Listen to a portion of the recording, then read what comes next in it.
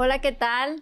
Buenos días. Bienvenidos a esta nueva edición del podcast Hablemos Seguro. Yo soy Betty Bojorquez, soy agente de seguros y esta mañana les traigo un tema también muy importante. Esta mañana me acompaña la licenciada Carolina Montiel, notario público número 77 de Hermosillo, Sonora. Le doy la bienvenida, licenciada, muchas gracias. Muchas gracias, Betty, por tu invitación. Muchas gracias por aceptar la invitación. Me gustaría que el día de hoy tratáramos algunos temas que son de interés general, que creo que en el 90% de los casos los evadimos. Evadimos tomar la responsabilidad de hacer un testamento. ¿Por qué será que evadimos tomar la responsabilidad del testamento? ¿Tenemos miedo a partir? ¿A morir?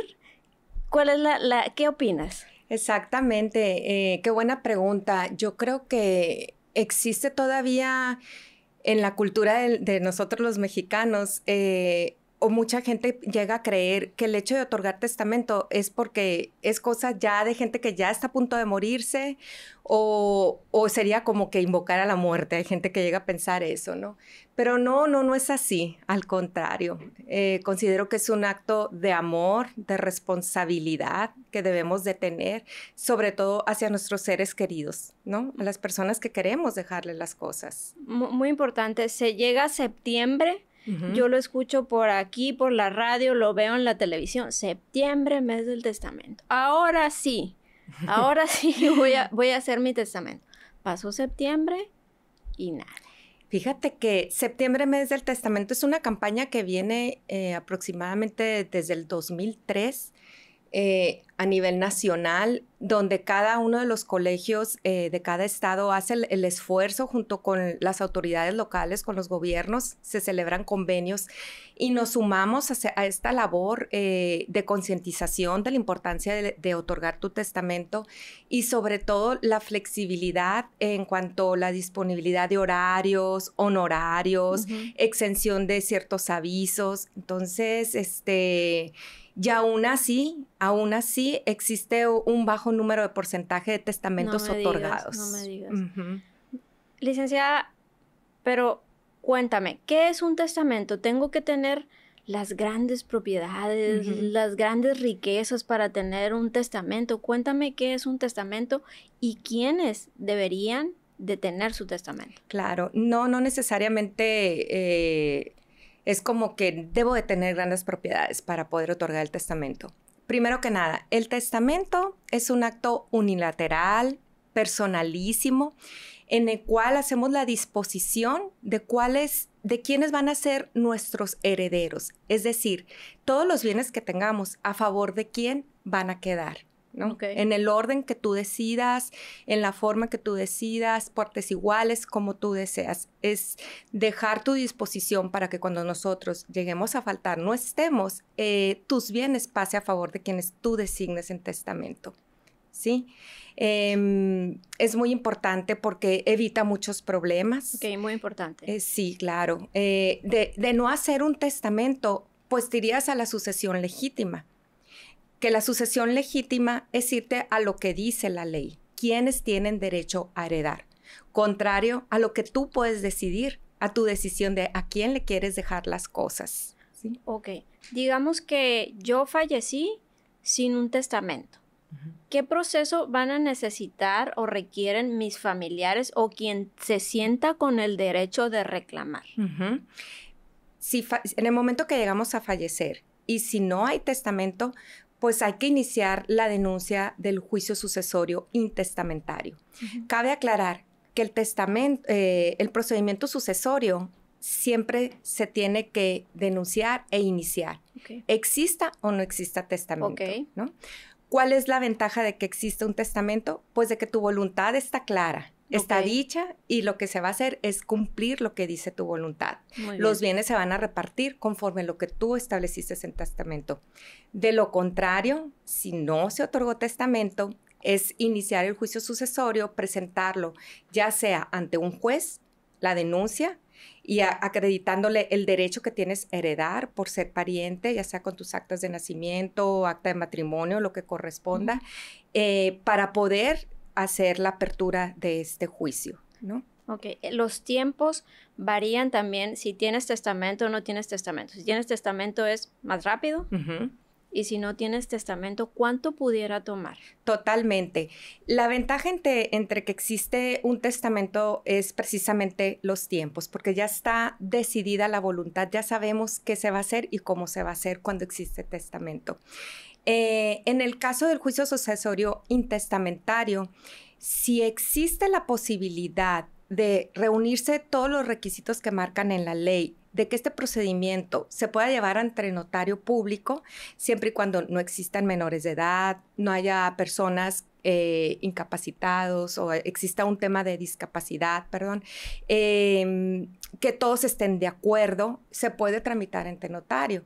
Pero si es de aquellos que forzosamente se tiene que llevar ante juzgado, pues estamos sujetos ahí a las agendas de los juzgados. Wow.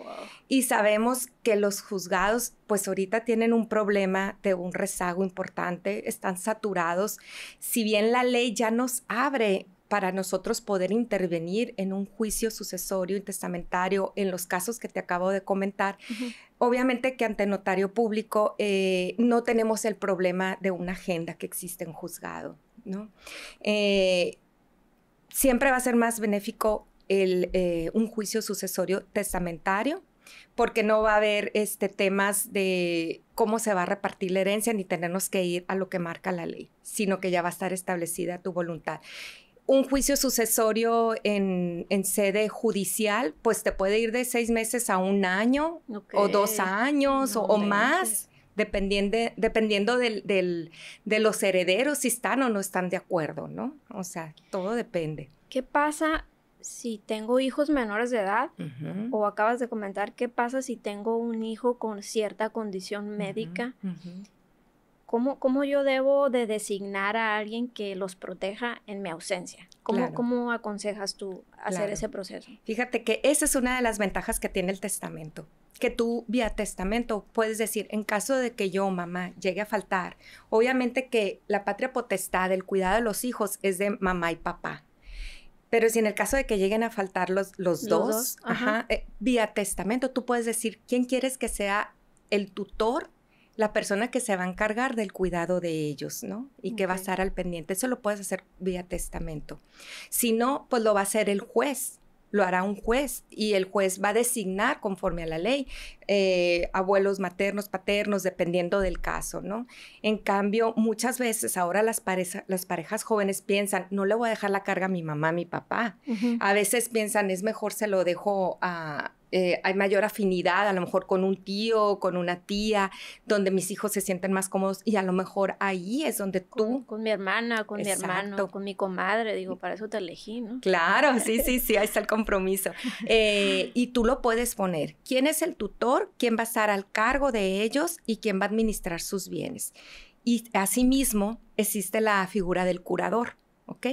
El curador va a ser la persona que va a vigilar el actuar del tutor, ¿sí? Es decir, en estos casos no pueden ser las personas que tú vayas a designar vía testamento, no pueden ser parientes para efectos de que haya una imparcialidad en el manejo y en el cuidado. Okay, te refieres al curador. Exacto. El curador es un externo, un tercero externo, por así decirlo. Sí. Que va a vigilar que la función del tutor sea la correcta. Ok. Entonces, es la mejor opción en caso de ver menores o algún tema que llega a existir en la familia, que tú sepas, a lo mejor una persona que tú le tengas la confianza, que va a hacer un buen cuidado de ellos y que le tengas la confianza de dejarle pues a lo más preciado que tenemos, lo puedes hacer vía testamento. Ok. No con mi compadre, que es el abogado mejor de Hermosillo, no se levanta un testamento, no se formaliza un testamento con un abogado, es forzosamente en una notaría. Sí, te voy a aclarar nada más que existen varios tipos de testamentos, ¿no? El testamento público, que es el que se hace ante notario público, que lo vamos a recomendar precisamente porque Nosotros como profesionales en el derecho, no es únicamente la elaboración de la escritura, sino el debido acompañamiento y asesoramiento del caso en concreto. Entonces, conocemos la situación, por eso es tan importante la mediación que hay entre notario y cliente, la entrevista que debe hacer, porque conoces el caso en concreto, las necesidades de cada uno. Bien. Y el notario, bajo su responsabilidad y atendiendo a la voluntad del testador, confecciona el traje a la medida, a cada situación.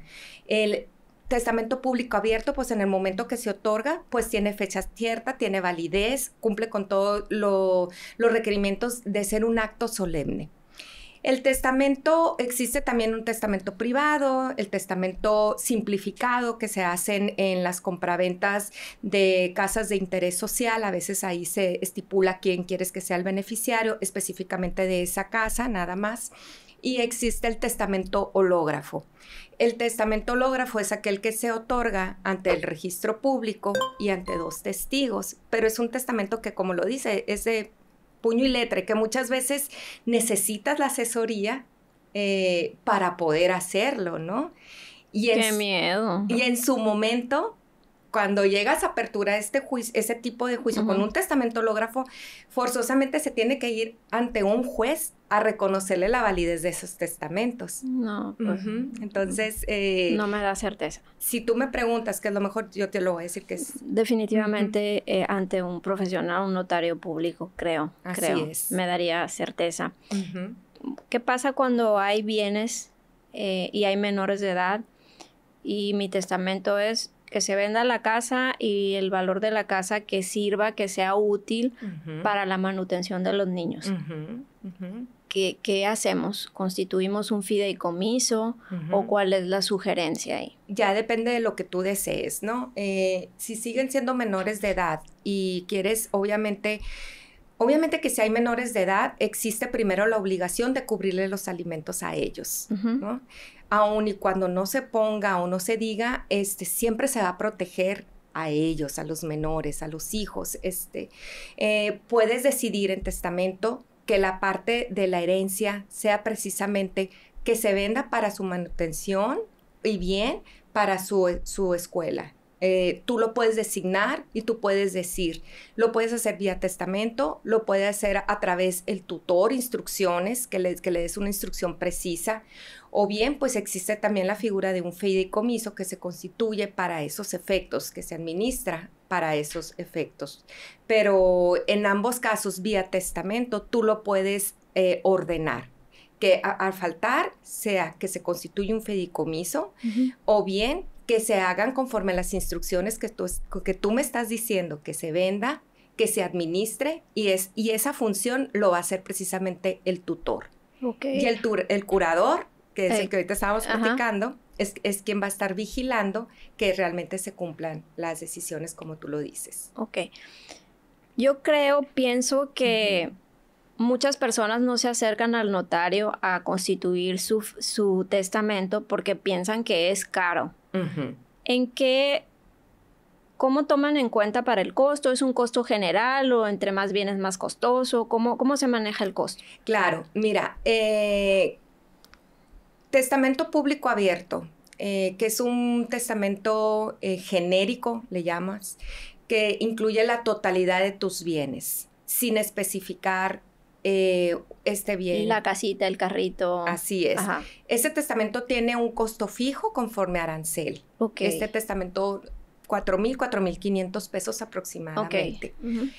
Cuando estamos en septiembre, mes del testamento, por eso les digo, vale la pena hacer el esfuerzo, porque hacemos el esfuerzo tanto las autoridades como nosotros, los notarios públicos. Hay una reducción al 50% de nuestros honorarios. Y el gobierno exenta lo que viene siendo, por lo pronto acaba de pasar ahora este mes que acabamos de concluir, que empezó septiembre y se extendió septiembre y octubre. Hay un aviso que nosotros los notarios públicos damos al Registro Nacional de Testamentos. Este aviso es donde inmediatamente que se otorga un testamento, informamos de que la persona se acercó con nosotros y otorgó sus testamentos. ¿Para qué? Para efectos de garantizar de que realmente existe un testamento y que si llegamos a faltar, aunque no se llegue a encontrar, se va a solicitar informes a este Registro Nacional de Testamento y a la Dirección General de Notarías y a Registro Público, a las entidades donde pueda estar depositado un testamento. Ahí va a salir el testamento.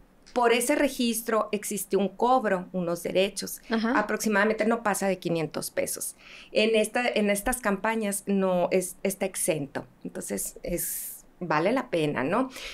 Como me preguntas, oye, si hay muchos bienes o quiero hacer especificaciones, bueno, eso pues ya va a tener un mayor estudio, va a tener a lo mejor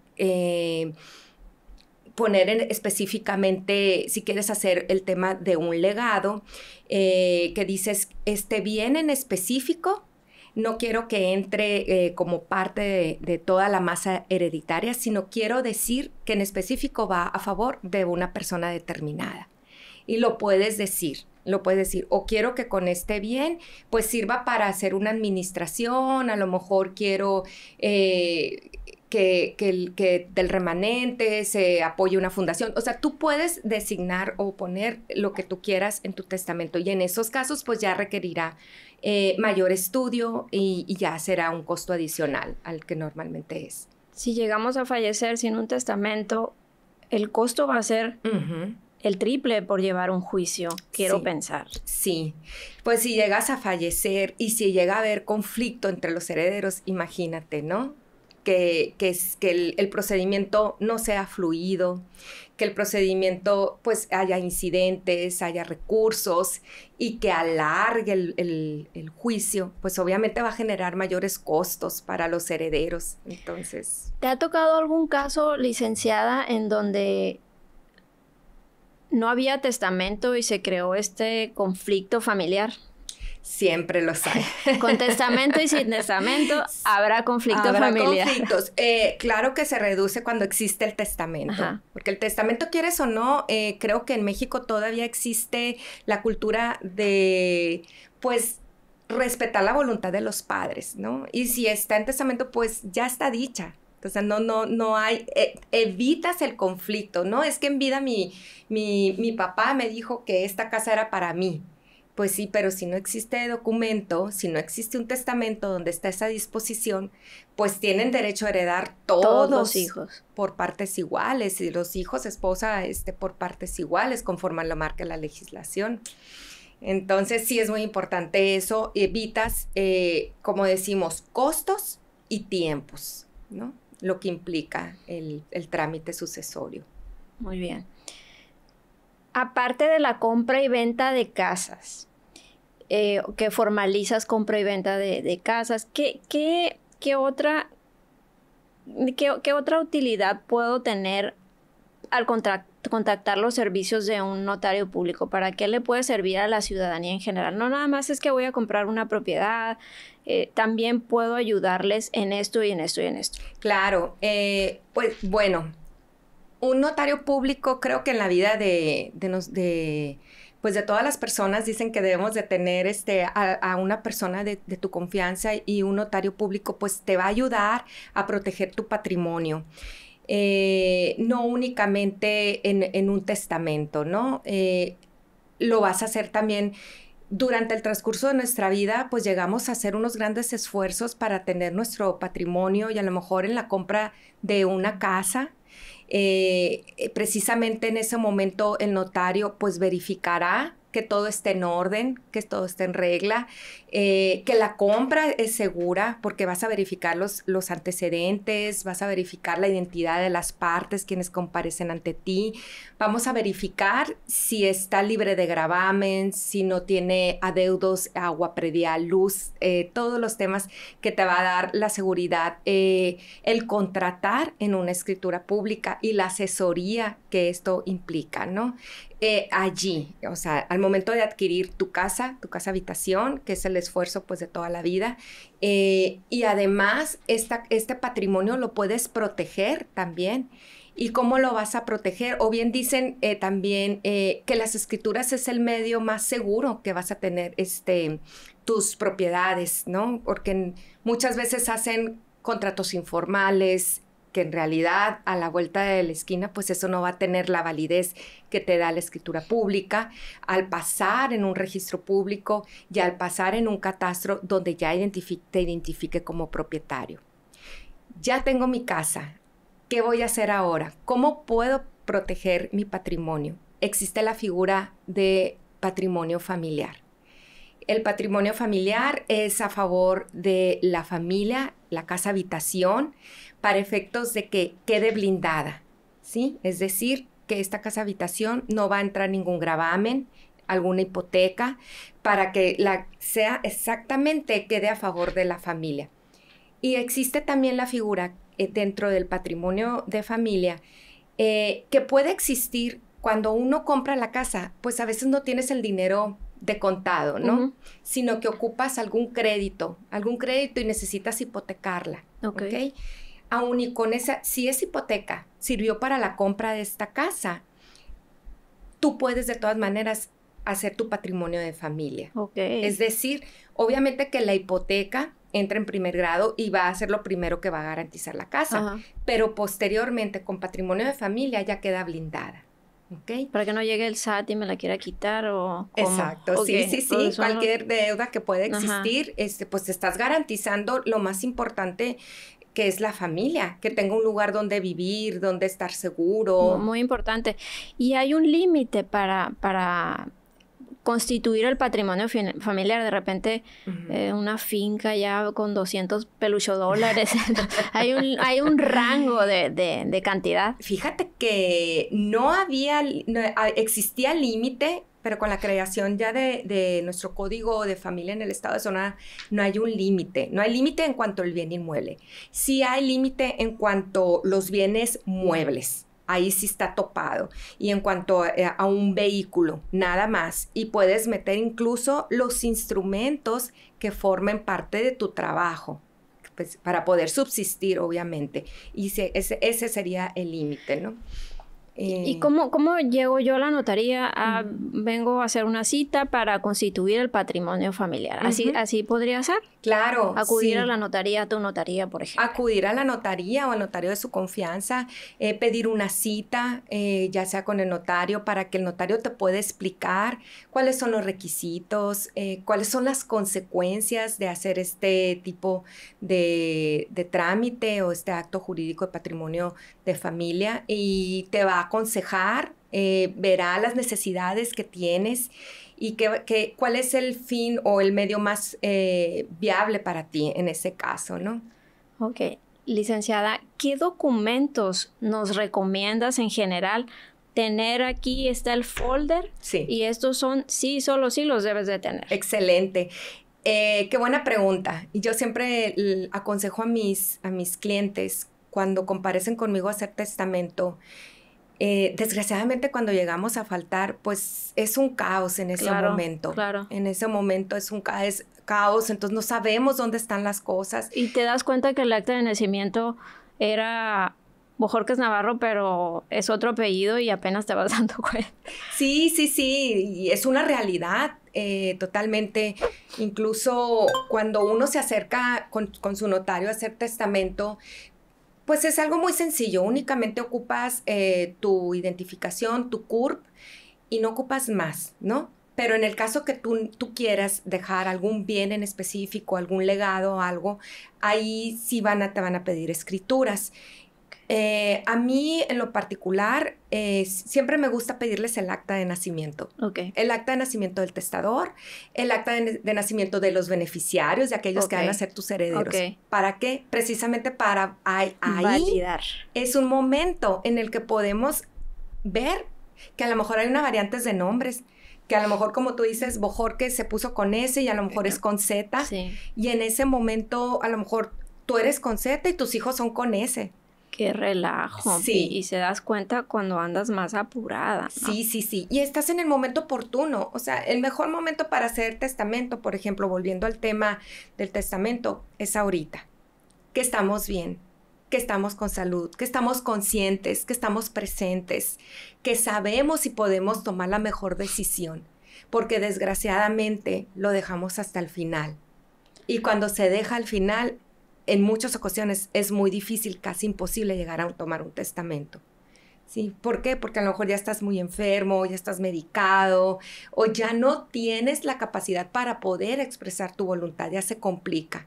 Ok, entonces documentos básicos en un folder ahí a la mano, el acta de nacimiento. Acta de nacimiento, acta de matrimonio, la CURP, las escrituras de la casa, la factura de tu auto, de tu carro, también es muy importante meter, si tienes algún seguro contratado, ahí mismo, sí, agregarlo.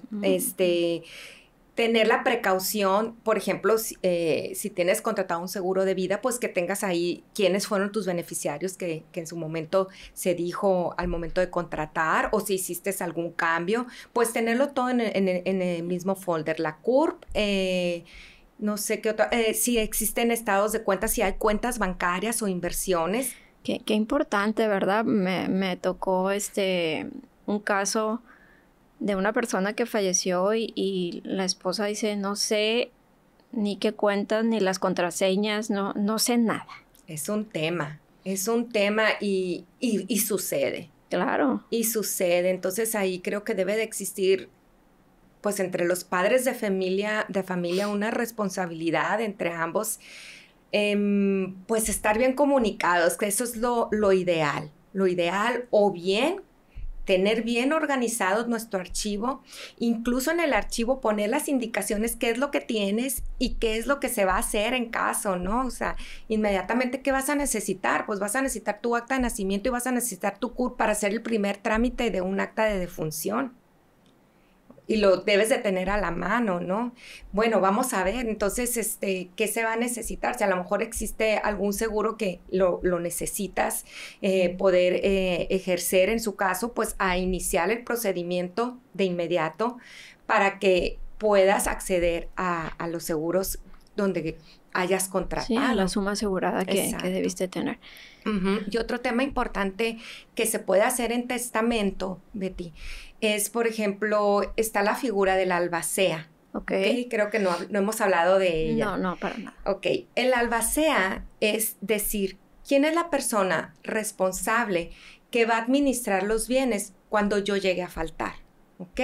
Hasta en tanto se tramite el juicio sucesorio y se concluya. ¿Sí? Esa es la función del albacea. Va a ser el responsable de iniciar el juicio sucesorio o el procedimiento sucesorio. Exista testamento, obviamente, porque se designó vía testamento, y va a administrar los bienes hasta la etapa de adjudicación y escrituración, donde ya quede quiénes van a ser efectivamente ahora los dueños designados por testamento. En testamento también puedes hacer la designación, que muchas veces las aseguradoras piden que se abra la primera etapa del juicio sucesorio, porque puede existir que vía testamento, si tú tienes un contrato de seguro, hagas alguna modificación de quién vaya a ser el beneficiario. Correcto. Entonces, es importante que si por alguna situación, al momento que tú llegas a hacer testamento, quieres hacer un cambio de beneficiario, ahí lo puedes hacer también. Obviamente que va a tener validez el último que fue otorgado. ¿Sí? Oh, muy interesante. Si yo designé como beneficiario en una póliza de vida a mi esposo en el 2000, pero ya estamos en el 2025 y cambié de opinión y lo plasmo en mi testamento. Sí. ¿Prevalece el testamento sobre el contrato de seguro? Prevalece el testamento porque ahí, por esa vía, lo puedes tú hacer un cambio, ¿ok?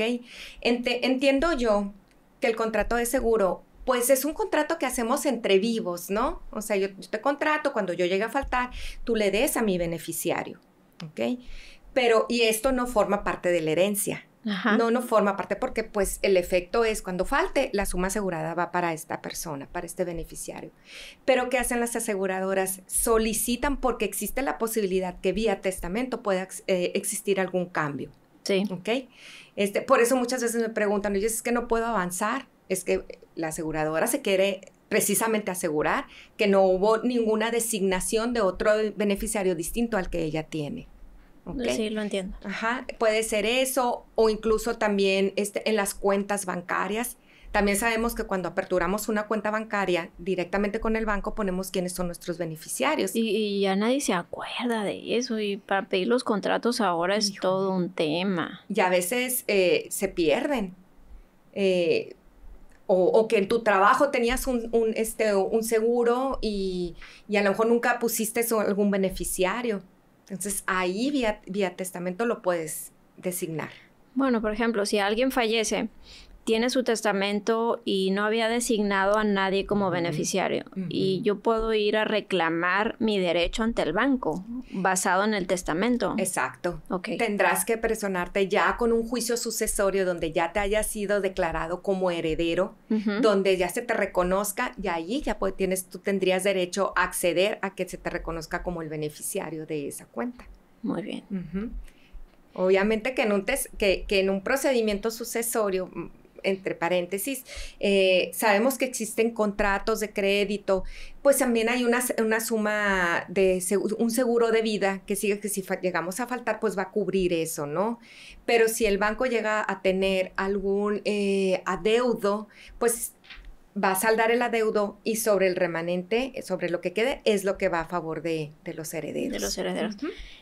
La figura del albacea, quiero pensar que debe de ser lo más imparcial posible para que se desarrollen las cosas como yo las solicité, como yo lo plasmé en mi testamento. ¿Quién sugieres que puede ser la mejor opción para albacea? Bueno, cada uno de nosotros conocemos a nuestra familia, a nuestros herederos, y sabemos quién es esa persona idónea. Puede ser incluso, si es una pareja, una familia, mamá, papá, muchas veces entre ellos se heredan para efectos de protegerse como pareja.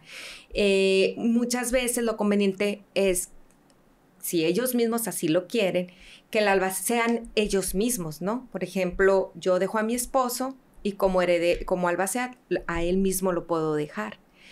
O bien dejo a mi esposo a mis hijos por partes iguales, y él como papá responsable, pues podrá velar sobre el cuidado de nuestros hijos, ¿no? Entonces a él puedo designarlo también como un albacea. O bien, en el caso de que ya sea entre nuestros hijos, que ya son mayores de edad, pues verificar quién de ellos es el más responsable, y a él le podemos dar la encomienda, o incluso a dos, ¿no? Ya dependiendo. O si es así, a lo mejor se la quieres dar a un hermano que tú sabes que tu hermano te va a responder y va a administrar bien los bienes, en lo que ya la herencia queda debidamente formalizada a favor de tus herederos. Ok, una figura es el curador y la otra figura importante dentro de un testamento es el albacea. El albacea, sí. El albacea esta figura siempre va a existir porque es quien va a administrar la herencia en tanto ya queda adjudicado los bienes, ¿no? Y en el mismo testamento puedes tú designar un albacea sustituto.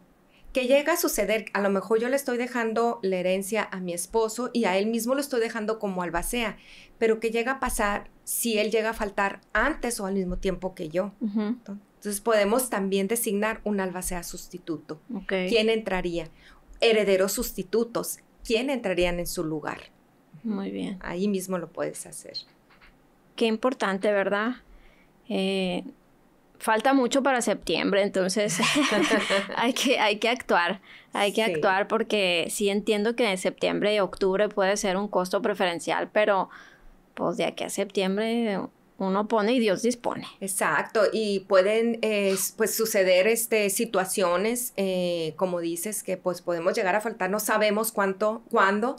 Creo que es lo único seguro que tenemos, al momento de nacer lo único seguro que tenemos es que algún momento vamos a morir. Entonces, creo que es el mejor acto de amor y de responsabilidad, te lo repito, que debemos de tener hacia nuestras familias, hacia nuestros herederos, evitar conflictos, para que este momento, pues, siempre va a ser duro para nuestros seres queridos. En la manera en que dejemos nuestras cosas en orden, pues va a ser un mejor tránsito para ellos, ¿no? De dejarlos asegurados, de dejar nuestra voluntad debidamente manifestada, clara, para que así se cumplan las cosas. Yo los invito a acercarse con su notario de confianza o también aquí con la licenciada Carolina Montiel, Notaría Pública número 77. Acérquense, platiquen. Si no es con ella, con su notario de confianza, pero de verdad es muy, muy importante. Empezar por poner en un folder el acta de nacimiento, el acta de matrimonio y tenerlos ahí a la mano por cualquier cosa. Y el testamento en su momento. Sí, sí, sí. Muchas gracias, muchas gracias. Sí es muy importante concientizar en este tema, concientizar, dejar las cosas en orden y acercarse, porque para eso estamos, ¿no? Somos profesionales, sabemos sobre el tema y los vamos a aconsejar en la mejor manera para su tranquilidad. Te agradezco tu tiempo, licenciada. Sé que estás muy, muy ocupada. Te saqué de tu oficina esta mañana y te agradezco que te hayas tomado el tiempo para venir y platicar con nosotros. ¿Alguna recomendación de esos trámites que son así pequeñitos, que son significativos, pero que también después, ¿qué otro trámite pudieras aconsejarnos? Esto ya tenemos el patrimonio familiar, pero este trámite también es de suma importancia. Uh-huh. Precisamente el testamento.